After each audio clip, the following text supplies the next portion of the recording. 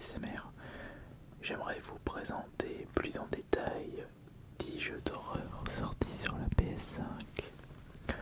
Ça va être beaucoup de blabla et partage vidéoludique via mon expérience personnelle. Mais attendez, j'ai 10 jeux PS5 en dessous de mes mains, mais est-ce que je les ai déjà tous joués? Oui, oui, oui, oui, oui, oui, oui. Et je crois même que je les ai tous terminés, sauf un où je me suis arrêté au poste de fin. Les jeux d'horreur m'ont toujours plu.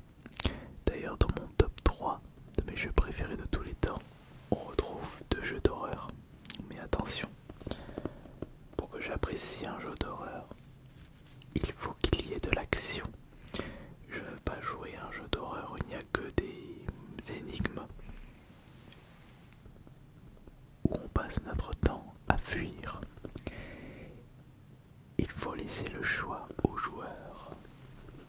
Soit on se cache, soit on affronte, soit on fuit, soit on combat. Et lorsqu'il y a ce système de récompense, comme des objets à récupérer sur les cadavres des monstres, ça donne un réel plus au jeu. Peut-être que de votre côté vous êtes plus jeu d'horreur, où vous sursautez constamment comme les femmes d'Ada Freddy's, ou des jeux d'horreur beaucoup plus psychologiques comme Madison ou Outlast. Mais pour ma part, je préfère des jeux d'horreur avec beaucoup d'action. On va dire que c'est l'univers horreur, le chara-design des monstres, l'OST qui me plaît beaucoup. Mais si je m'ennuie sur ce style de jeu, ça ne va vraiment pas aller. Le premier de ces jeux d'horreur est Alan Wake, un jeu que j'avais pu faire sur la 360. D'ailleurs c'est un jeu qui n'était jamais sorti sur la PS3. Alan Wake retrace l'histoire horrifique d'un écrivain se retrouvant enfermé dans son propre livre, dans sa propre histoire, où vos ennemis ne sont que des ombres et la lumière sera votre principal allié dans Alan Wake, un jeu d'horreur où les décors se trouvent dans des forêts en Alaska,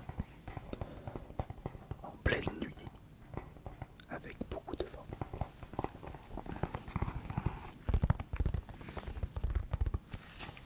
Vous avez ici la version remaster du jeu. Un très bon jeu, un excellent jeu. Il faudrait que je pense, dès qu'il sera pas cher, de découvrir le deuxième Alan Wake. Mais est-ce que je retrouverai la même ambiance horrifique que le 1? Ça, je ne le sais pas. Le deuxième jeu de ce soir est une découverte 2025. Il est sorti l'année dernière et je viens tout juste de le terminer. C'est d'ailleurs ce jeu qui m'a motivé pour vous proposer cette nouvelle vidéo ASMR. Et je vous présente Witherings Rooms. Alors là, c'est un jeu extrêmement particulier. C'est un jeu sorti, comme je le disais, l'année dernière. Mais il faut savoir qu'il s'agit d'un jeu indé rempli de bonnes idées. L'action se fait en 2.5D, donc en 2D, dans des décors 3D. Ça nous fait rappeler un petit peu, je dirais, le Zelda 2 de la NES.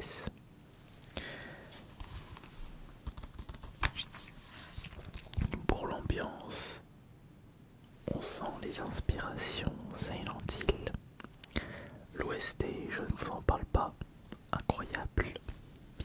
l'esprit de l'univers horrifique de Rivering Rooms. Et ce que je trouve incroyable, c'est que les décors changent selon votre santé mentale.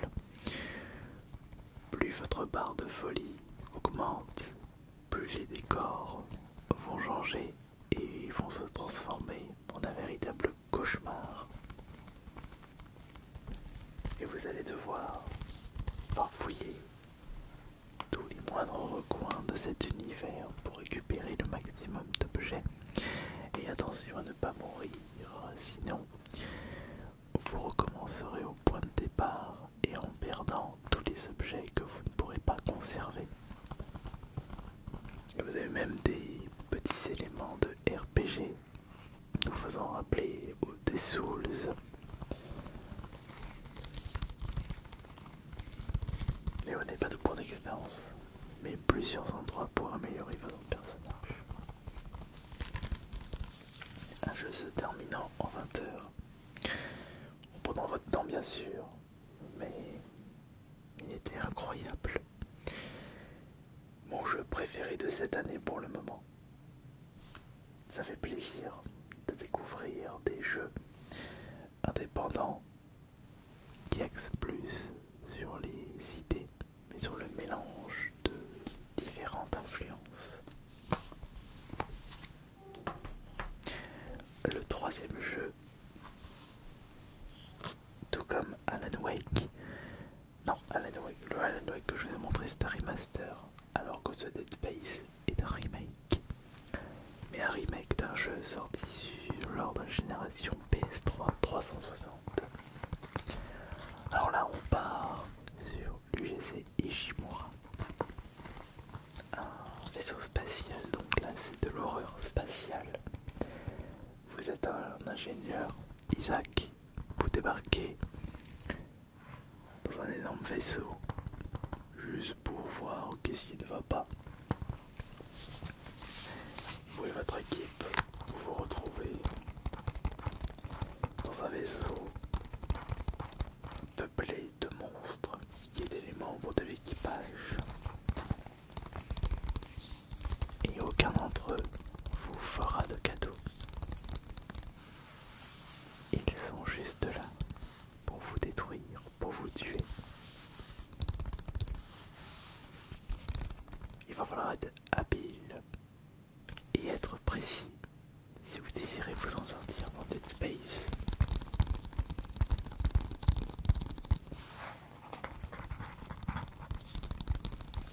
J'avais déjà pris beaucoup de plaisir avec l'original sur la PS3 et la 360. Alors ce remake, je ne vous en parle pas, incroyable. Bien dans l'esprit du jeu de base. Et justement, en parlant de ça, j'aimerais faire une transition avec Callisto Protocol. Un jeu qui a été fait par les anciens de chez Visceral Games, la boîte de développement qui avait fait le Dead Space sur la PS3 et la 360. Et ces anciens ont créé justement Krafton, une nouvelle boîte de développement, et ils ont créé ce Callisto Protocol qui est... Est-ce qu'on peut le considérer comme une suite spirituelle? Ouais. C'est un Dead Space indé, donc de nouveau univers spatial, survival horror, futuriste, mais plus axé sur le corps à corps par rapport à Dead Space. Ce jeu est très sympathique, mais il est inférieur par rapport à Dead Space, et heureusement qu'il est sorti avant le remake du Dead Space 1. C'est un jeu à découvrir, mais je vous recommande de découvrir celui-ci et de découvrir le remake du Dead Space 1 après.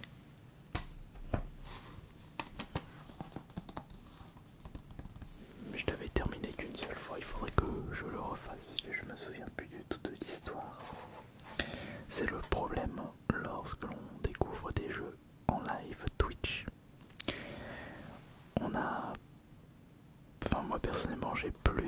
mal à m'en souvenir et surtout à prendre du plaisir.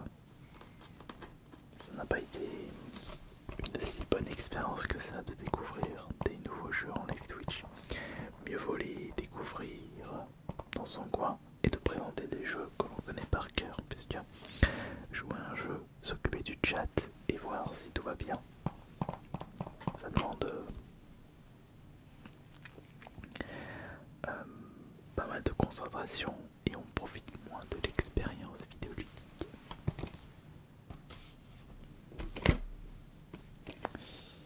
Pour l'instant, je ne vous présente que des très très bons jeux. J'aimerais maintenant parler de jeux d'horreur qui ne m'ont pas plu. Voici Daymar 1994 Sandcastle. Daymar, j'en avais entendu parler avec le précédent Daymar sur la PS4. Je crois que c'est Daymar 98 si je ne me trompe pas, ou 99, ou c'est peut-être Daymar 94.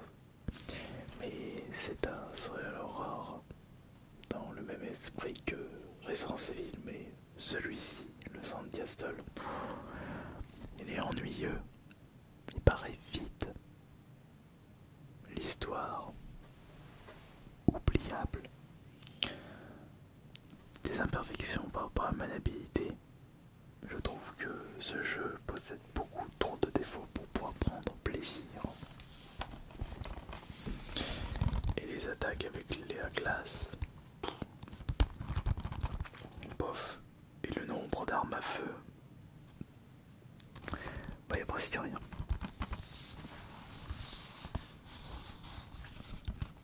C'est un jeu certes très court, mais le boss de fin m'avait tellement énervé, mal foutu, que j'ai abandonné au boss de fin. Je ne vous recommande pas ce Daymar 1994 Sandcastle. Et c'est de même pour le jeu suivant, qui est une véritable déception pour moi, parce que quand j'avais entendu pour la première fois la bande-son de ce jeu, j'étais émerveillé, car c'est le même compositeur que les Silent Hill. J'étais déjà très content puisque j'entendais un petit peu cette ambiance Silent Hill avec la bande son. Ça promettait pour Medium. Problème, c'est que même si l'ambiance horrifique était présente, il n'y avait pas d'action. C'était que de la fuite. Il n'y avait pas ce besoin de fouiller à droite à gauche. Il n'y avait pas ce petit plaisir de dénicher des balles de pistolet dans un tiroir, une trousse de soins dans un casier. Donc on avançait sans réel plaisir. Et les phases d'action où vous devez vous cacher, bah comment dire, c'est vraiment pas comme qualité. J'ai été très déçu de ce médium et j'en attendais beaucoup. Et vous voulez connaître une petite anecdote?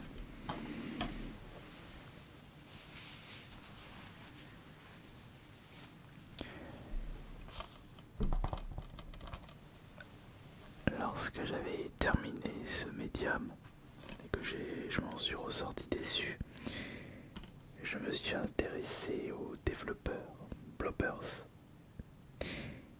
Et Bloober, ce sont eux qui se sont occupés d'un de mes jeux préférés de tous les temps, le Silent Hill 2. Ils se sont occupés du remake sur la PS5 et j'avais beaucoup d'a priori concernant leur expérience. Et j'avais peur qu'ils nous fassent un Silent Hill 2 comme The Medium, où ils auraient enlevé toutes les scènes d'action, où il n'y aurait plus rien par rapport au jeu original. Mais c'est là que je me suis trompé, puisque Blooper ont avec ce remake de Silent Hill 2. Toute l'ambiance de Silent Hill 2 sortie sur la PS2 était présente.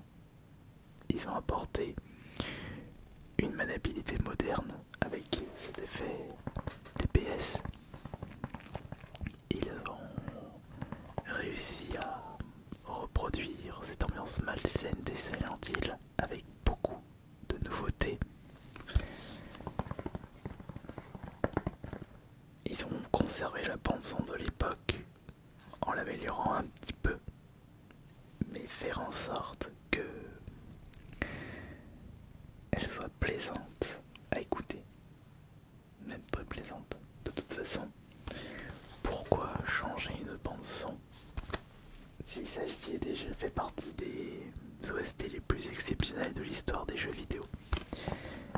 Blooper n'avait juste qu'à modifier très légèrement ce point, le point le plus important dans Silent Hill 2. Et ils ont réussi. Franchement, vous êtes bien rattrapé Blooper hein, après Medium. Bravo.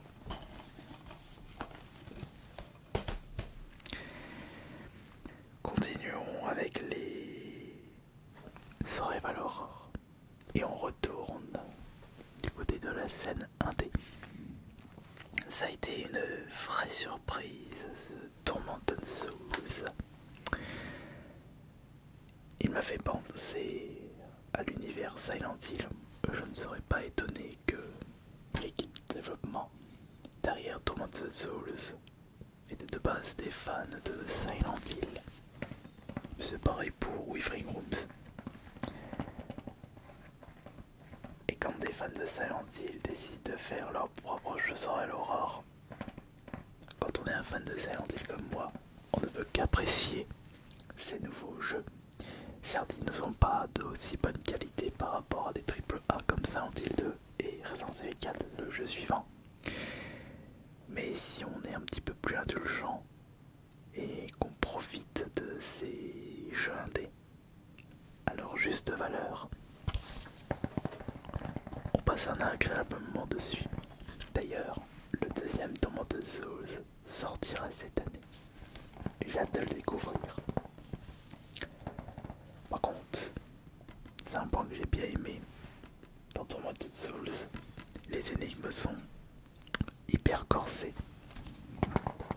Et c'est ça que j'aime bien dans les survival horror. Des bonnes énigmes, mais pas tout le temps. Donc, trouver un équilibre pour bien apprécier un jeu d'horreur. Des créatures prenantes qui font peur au super chara design. De bonnes énigmes qui nous tordront la tête. Des bonnes phases d'action, des boss épiques et une OST aux petits oignons. Et d'ailleurs, on retrouve tout ça naturellement dans Resident Evil 4. L'un des meilleurs, si ce n'est pas le meilleur survival horror pour la PS5. Je ne peux que vous recommander ce Resident Evil 4. D'ailleurs, si vous me posez comme question quel est le survival horror ou plutôt le jeu d'horreur que je vous recommanderais en top priorité, c'est même pas Silent Hill 2, c'est Resident Evil 4 Remake. Après, je vous conseillerais le Silent Hill 2 et aussi le Dead Space, des AAA, aux ambiances incroyables, aux OST époustouflantes. Vous voulez du bourrin, vous voulez du charcutage de monstres, de zombies, vous serez servi avec Resident Evil 4. Concernant le dernier jeu, j'avais envie de vous présenter pour terminer un jeu à l'ambiance horrifique, mais beaucoup plus axé RPG tour par tour. Oui, je le considère comme un jeu d'horreur, ce Darkest Dungeon 2, puisqu'il a quelque chose de très spécial. D'habitude, quand vous jouez à des jeux, vous avez souvent une voie, deux barres. Une barre de santé, une barre de magie. C'est surtout le cas avec les jeux de fantasy, de dark fantasy. Mais celui-là, vous avez une barre de santé et une barre de folie. Plus votre personnage deviendra fou, plus gros seront les malus. Vous risquez de perdre des vies, de faire des actions qui ne plairont pas aux autres personnages, aux autres membres de votre équipe. Ils peuvent devenir également fous.